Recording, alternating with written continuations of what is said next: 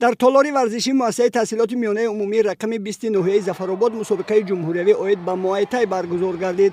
در این مسابقه دسته‌های دوشنبه، ختلان، ولایت مختار کوهستانی بدخشان، منطقه رشت و ولایت سوخت اشتراک و مهارت سنجی کردند. مورد به ذکر است که نمود موای سال سال در قطار دیگر منطقه‌های کشور در شهر و ناحیه‌های ولایت سوخت نیز رشد یافته ایستاده است.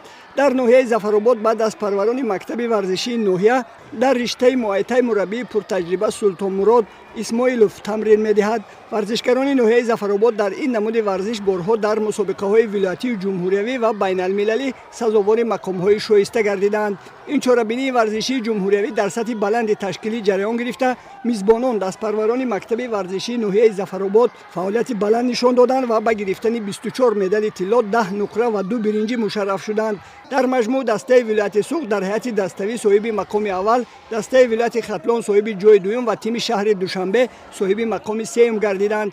غالبان و جایزه‌داران مسابقه با مدال و افتخارنامه و تحفه‌های خاطروی کمیته کار با جوانان و ورزش نزد حکومت جمهوری تاجیکستان قدردانی کرده شدند.